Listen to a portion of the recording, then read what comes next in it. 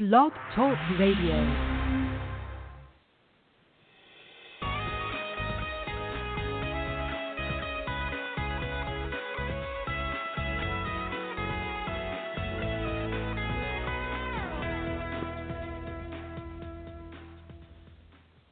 Hello, everyone. I'm Alan Potcotter, and you're listening to Call Talk for January 23rd, 2019.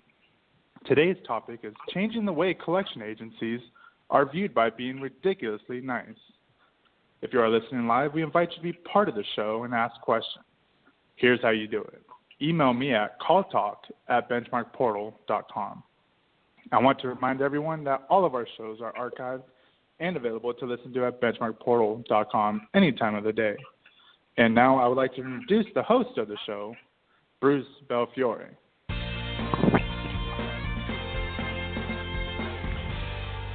Thank you, Alan, and welcome back to Call Talk, everyone. At Call Talk, we have focused on inbound centers traditionally, but we do interesting forays from time to time into the world of outbound centers. And today's episode is an interesting one, focused on outbound collections. Now, the collections industry can be tough, both because of the work involved and because of the reputation it has among the public at large. However, the function these centers perform is absolutely essential to the economy and to the economic health of thousands of companies and government entities. It's totally clear that we have to have collections agencies. It is less clear how those agencies should operate and be ethical and successful and avoid the negative stereotype that goes with the industry. Our guest today has years of experience in collections and has spent many of those years changing the way collections agencies are viewed, as he says, by being ridiculously nice. Kenlyn Gretz, CEO of Americollect, who will explain how he is changing the way collection agencies are viewed by being ridiculously nice to consumers, is our guest today. He'll explain how they have data to back up the claim that nice actually does collect more money. And he will share how he engages millennials, as well as the rest of his workforce, with the mission of changing the way collections agencies are viewed. So, Kenlyn, this is a great topic, very timely, I think will be very interesting to our listeners, and welcome to Call Talk. Well, thank you, Bruce. I appreciate the opportunity to be here, and I really want to commend BenchmarkPortal. When I met you in April at the PACE conference, just learning about all you do for our industry in the contact center world, we really appreciate that, and I'm excited to work more with BenchmarkPortal and learn more and share what we're doing here also. So thank you very much. Okay, that's great. Yes, and it was great to meet you at the PACE conference. And one of the nice things about the PACE conference is that it brings together those managers and owners who are trying to do things the right way in the contact center industry. And so, it was great to meet you as well. Well, Kenlyn, I think you have more experience in collections than anyone I've ever interviewed on Call Talk. And I imagine you've pretty much seen it all over the years. And this has led you to your innovative, ridiculously nice collections concept. Now, our listeners, as you know, are mainly contact center managers. So tell us, how did that come about? Well, Bruce, I've always taken a sales approach to collecting, offering options to consumers such as different payment amounts and due dates, things like that, but building rapport and minimizing confrontation. That was my style as a collector, and this has always built goodwill with the customer. It wasn't until, I think, 2008 that I trademarked ridiculously nice collections. The history behind that is a sales employee bought a new client on. They listed accounts with our office for collections, and within a few days, that new client called our salesperson to report a complaint from the patient. The patient had called that office and complained about our staff. They described our collector as being, rude and disrespectful. And so the sales employee was also new to Americollect, and he called me right away. I explained that we always treat customers with respect and that we're ridiculously nice. And I said, that's why we have call recording, that I'll be sending that recording to the creditor's office, the hospital, without even listening to it. I was that confident. I was confident in my team. I didn't need to listen to the call. Within a few hours of that hospital receiving the recording, The client called back to our salesperson and said, not only was the collector not rude or disrespectful, they were nice, and not just nice, ridiculously nice. And so that's how the tagline started, is that, and honestly, people in our organization are hired and fired over being ridiculously nice. Yeah, oh, wow, that's a great story. I mean, what is the best indication that you're fulfilling what you say you're going to do, which is the client telling you that you've actually overfulfilled expectations. So that's a great story. So we're going to be really interested to figure out and find out how you do that. And you say that you hire and fire over being nice. Tell us how you go about selecting nice people to carry out this change, because that can't be an easy thing to do. No, it's not always easy. Ridiculously nice has become a way of life for us. But as you know, job applicants, they're sometimes the best actors during an interview. But what we look at is any sign, even the slightest sign that they are not nice, puts a red flag up for us in my mind. We've used many tools over the years. One of them is engaging the front office who greets the potential candidate, asking them to grade the person how they are in the waiting room before the interview. How do they interact with them? Another what we've done is we've asked candidates to wait in our lunchroom, which is right off of the foyer, and we stage an employee who is undercover. That's interesting. Okay. So the front office person is already part of your interview team, and the staged employee who's undercover is also part of your interview team. You really have sort of an RIA there, right? A recruiting intelligence agency that's helping out with that whole process. I don't think we actually have a department called RIA, but that sounds pretty funny, actually. So that undercover employee, they'll make, if in the lunchroom, they'll make eye contact with the candidate like they want to talk, and then see if the candidate initiates conversation. And in general, seeing how many times the candidate laughs or smiles during the interview. So we use those kinds of tools to figure out who's really nice, or are they just acting. And another thing that we do is, go on. No, I was just going to say this is a very different approach. I think this would be interesting to our listeners to hear this, because I think that's very innovative. I haven't heard of anyone else who has sort of almost a door-to-door interview process. I mean, as soon as you walk in the door, you're already part of the process. And you enlist, as you say, you don't have a separate department, but you enlist your colleagues, because they are, after all, going to be able to indicate whether this candidate is going to be successful and fit the culture that you're trying to create here. So I think that's noteworthy. Yeah, please go on. Yeah. And even the coworker that escorts that potential candidate back to the interview room will have a touch base with them, saying, how did it go? Were they engaging? What did they look like? So another thing that I personally do is we make red carpet calls to candidates. Now, these are candidates who have accepted the position, but their start date may be a few days out or weeks out. We do this as a retention process, but also to find out whether the hiring process is working. Did we follow up timely? Did we communicate the steps clearly to them? Did we use the communication channels that works best for them, whether it's email, text, phone call? And then I ask if they have any fears. This is probably the most important thing. I lay it out that it's not an easy job. I can usually get a good feeling if they're not going to be nice under pressure on the job. I'd rather they not even start and try to give them a hint that it may not be a good fit. Our trainers are given instruction to keep an eye on new hires who who don't necessarily display a ridiculously nice tone or action or word. So those two things, that the red carpet call, the trainers knowing that someone is maybe not as nice as we think, these candidates we try to weed out kind of quickly. We simply can't take the risk of ruining our brand and our mission of changing the way collection agencies are viewed. That's so important to us. Yeah, no, this is very innovative. And, of course, some of our listeners may be thinking, well, a lot has to do with your employment basin and also how competitive it is and how quickly you have to fill seats and everything.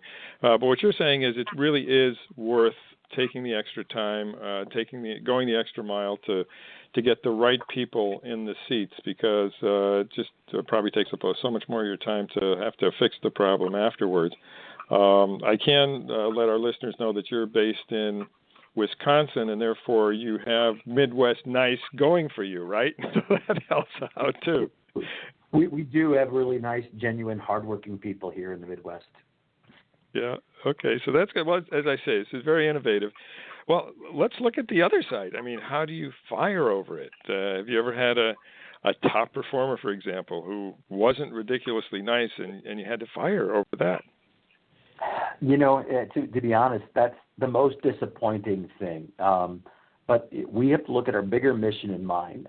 Behavior and attitude is contagious. If we allow one employee to stick around, that you're going to pollute the entire culture of ridiculously nice. And when someone like this gets through an extensive hiring and training process with a negative outcome, honestly, we failed. What I really feel bad about is that about 78% of our new hires leave a job to come work here.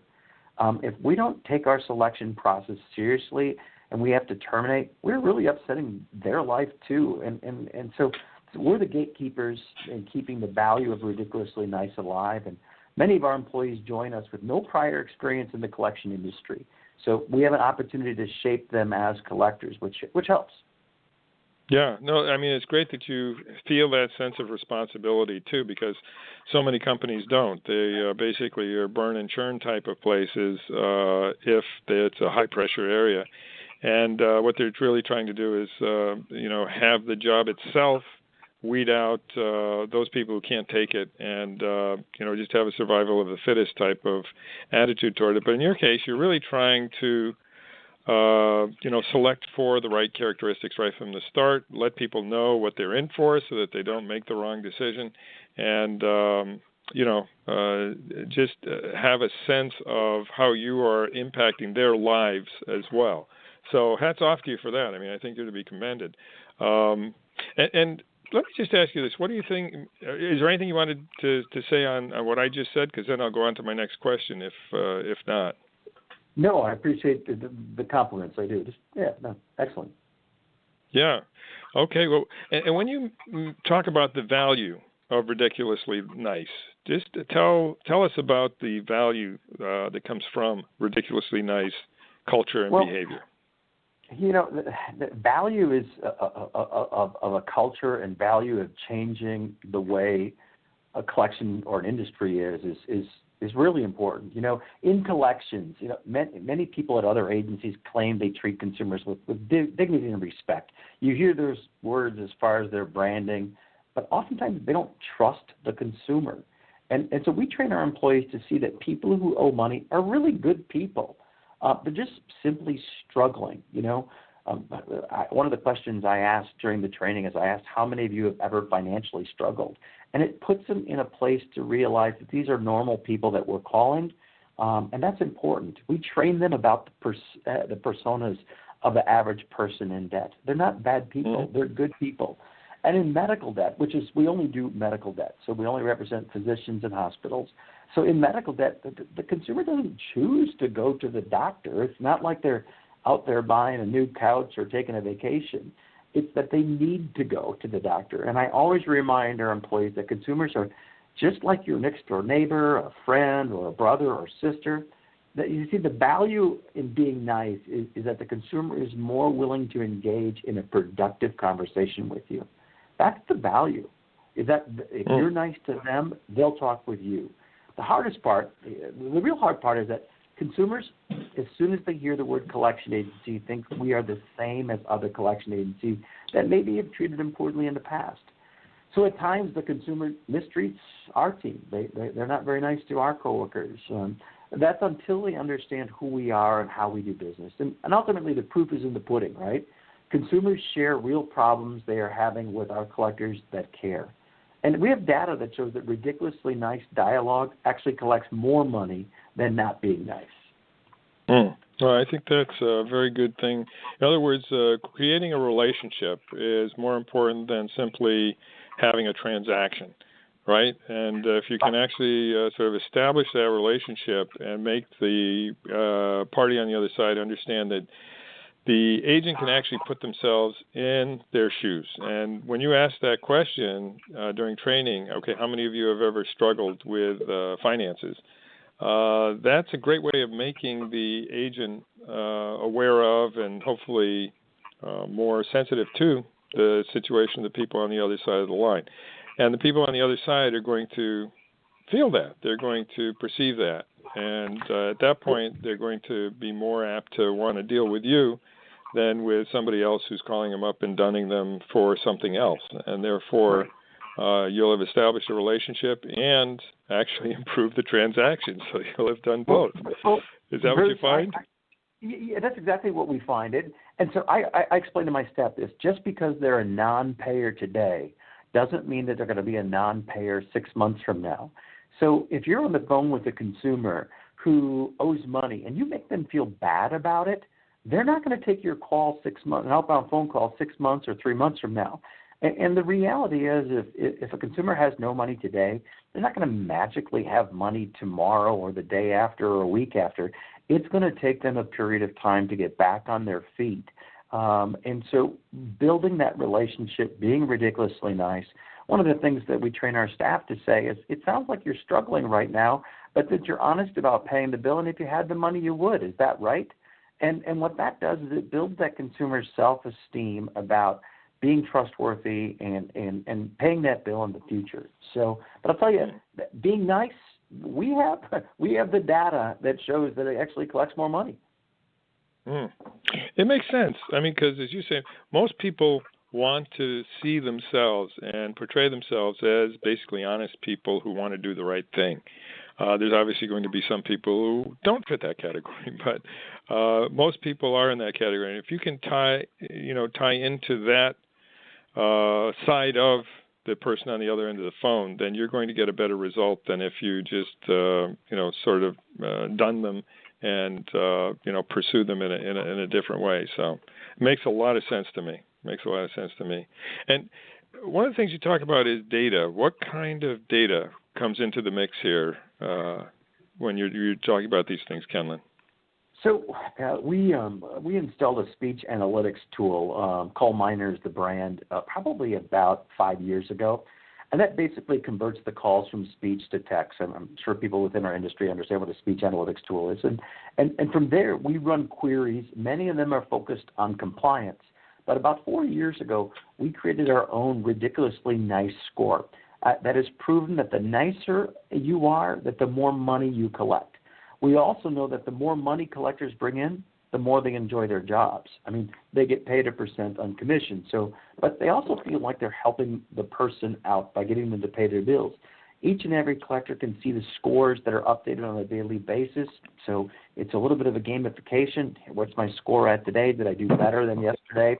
I'm proud to say that, Call Miner, my team, has won a few awards with their work that they've done with speech analytics and this ridiculously nice business model. It's fun to show our healthcare providers saying, here's a collector that has a lower score, and here's what they generate in revenue, and here's the collector that has a higher ridiculously nice score, and see how they out-collect the other person. And when we show our potential clients and our clients that data, they really feel like this is the right thing to do for healthcare. But I don't think it matters whether it's healthcare or any industry. Yeah, no, that's fascinating. Have you guys done a case study on that by any chance? No, we haven't. Where what you're talking about is a sort of a head-to-head competition with another collection agency?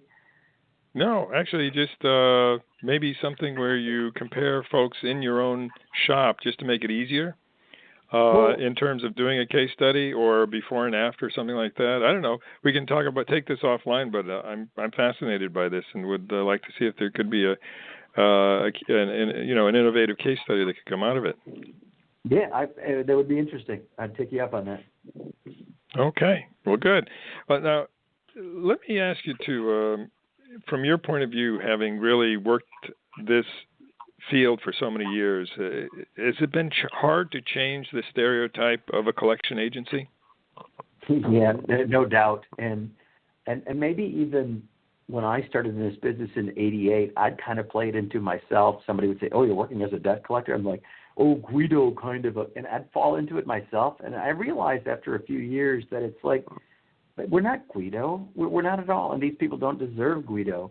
And you know what I really love about the millennial workforce is that they want to be part of a bigger change, and that they're proud of working at a place like Americollect. And so when we bring new coworkers in, we ask them to help us in changing the way collection agencies are viewed.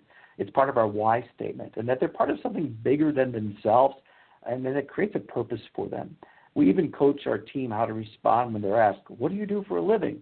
Instead of saying, I work for a collection agency, which almost always leads to negative stereotypes that are easy to fall into. We empower our employees to say, I work for a company that helps consumers understand their medical bills and responsibilities. And insurance and medical bills can be overwhelming, and I'm trained to offer an explanation, support, and a resolution. We help people understand how to stay accountable to their medical bills, and that's important, that patients understand their accountability. Wow, yeah, that redefines things, doesn't it? The way you just described it. I work for a company that helps consumers understand their medical bills and responsibilities. So it kind of redefines what most people think of as a collections agency. And if you're redefining it when you're at a cocktail party, you're also redefining it in the mind of the person who's doing it, and you're redefining it for the customer ultimately, as well as for the client. So that's great. I mean, that sounds really, really interesting. And, well, tell me, too, how has Ridiculously Nice had a side effect or a major impact on your culture in general? Well, I'll say this.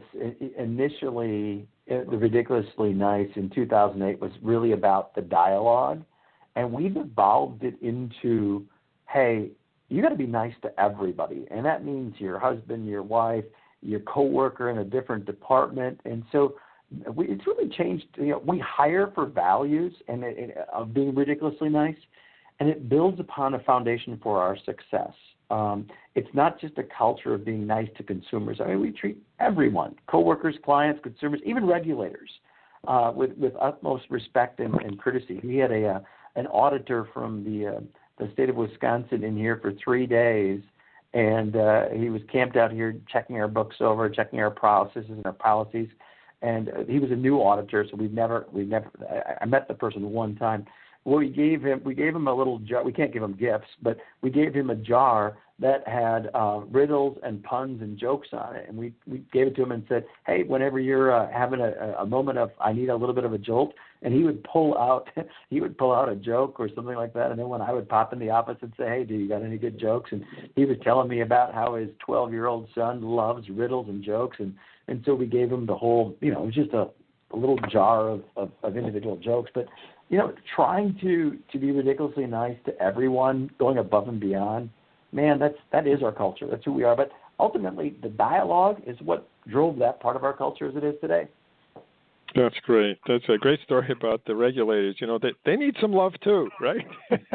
Just a little. And they oftentimes get the cold shoulder when they come into a place. And if instead you're more of an open book and you're more welcoming and you treat them with respect, then they'll understand you better. So that's a great story and a great approach. Great approach.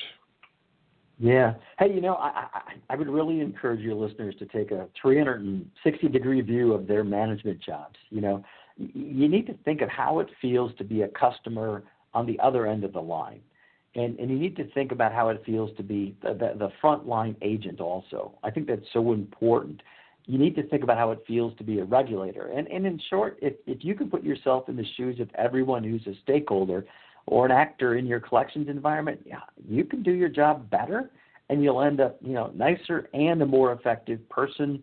And you know what? When you do those kinds of things, really getting into the feel of it, and you've got to do that consistently, like having a routine pattern of that patient experience, of managing that and having improvements and measuring it. Well, these are great insights, Kenlyn. Really, you've thought about this, and you've actually been able to put it into practice, and then you've been able to see what the results are, and you've been able to modify based on the results. Again, hats off to you. This is really a very innovative and interesting approach that I'm glad you've been able to share with our listeners here. And we're getting toward the end of the time here, but Alan has a couple of questions. Alan? Yes, we got the first question from Tom. He asks, how do you best instill pride in outbound agents? How do you best instill pride in outbound agents? Great question. One we've sort of touched on, but I'm sure you can add more, Kenlyn. Well, I guess when I think about, so one of the things that we do, we have a monthly meeting, all staff meeting, and whenever a coworker has a ridiculously nice experience with a consumer, they tag that account, and then we have a quality department that then compiles those, and we take maybe 20 or so a month, and we display them at our monthly meeting, and that's a sense of pride for them. We also take, if you go to our website, Americollect.com, I'm not sure which tab it's on, but we clean them up and make sure there's no PHI, and we post them out there. Some of the things that I personally do, if I see someone doing a great job, we have the emergency contact information of our coworkers, like maybe their husband or their wife. I'll send a nice letter to them with an outline of what happened and why they do such a great job. We also do a lot of internal awards too. People are proud of what they do, and it's not just about the money they collect. So we have what's called a Marilyn King Award. Marilyn was a coworker of mine. She's been retired for about 10 years or so, and when she retired, I created an award because when she retired, she had this little box of handwritten notes that she got from consumers over the years that thanked her for helping her through a payment plan to get their credit straightened out. That little box she gave to me when she retired. She wanted to take it with her, but I'm like, it's got consumers' names on it. You can't take it with you. And so we have an award. We have an award for that, and it means a lot. So we put effort and time so that they can be proud of what they do to change the way collection agencies are viewed, and we acknowledge that. I think that's a good question from Tom. That's great. It's the first time I've heard this phrase, you can't take it with you, used in that context, Kenlyn. But anyway. Yeah, right. That's great. Well, just to kind of take what you've done in a very specific context and done so well, the things that I've seen, too, that connect particularly with millennials are if you're able to do things in a new way, in an innovative way, and in a way that has positive impact, then you can help to instill pride in your people. So for all of our listeners, you can think of in your context, how does that work? Kenlyn has really given us a great, some great thoughts into how he's been able to apply it in his context. So I'd encourage all of our listeners to say, okay, in my context, in my center, what does that mean? Using things that are new, innovative, and have positive impact, those are things that will definitely build pride. Okay, I think we've got time for maybe one more question. Alan, do you have one more question there? Yes, we got one from Jared. He says, do you survey people you call for satisfaction? Jared. Good question. I would love to, but you need to talk to my compliance officer. So in the world that I collect in, we're regulated by the Fair Debt Collection Practices Act, and the consumer lawyers of around the United States will find anything we do possibly to be harassing to a consumer.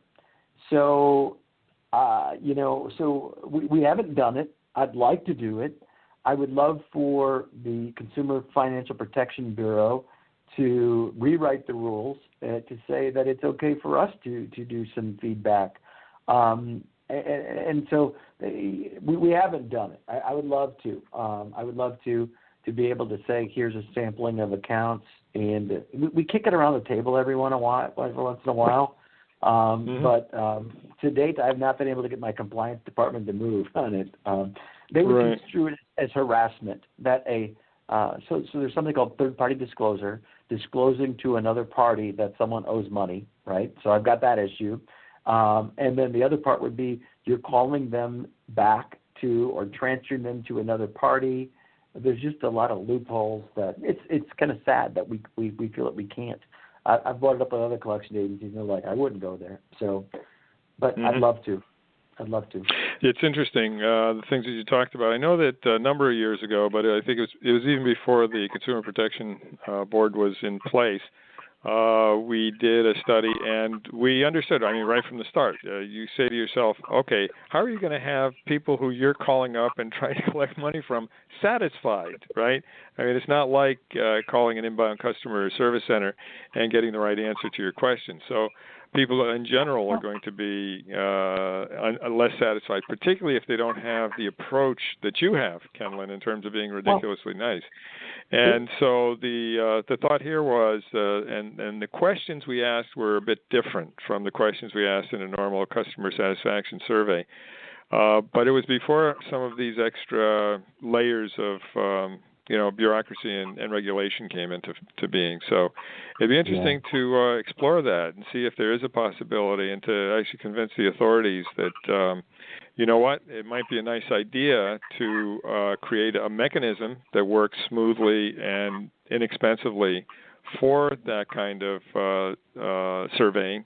And B, that actually might create some competition in the industry to have people who are nicer, and that ultimately would fulfill the objectives that the Consumer Protection Agency wants to do in the first place. So, interesting question, interesting answer, Kenlyn.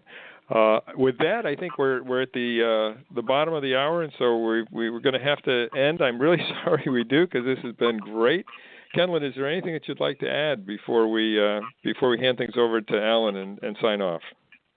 No, I'm just a thank you. We appreciate it, and I'm excited to continue to change the way how collect agencies are viewed. Excellent. Okay, well, thank you so much for sharing with us, and really got a lot out of this session. So, Alan, over to you. Thanks again to Kenlyn and to Bruce Belfiore for your insightful discussions on today's show. Be sure to join us next month on another great show, or look at our huge selection of archived shows and topics at BenchmarkPortal.com.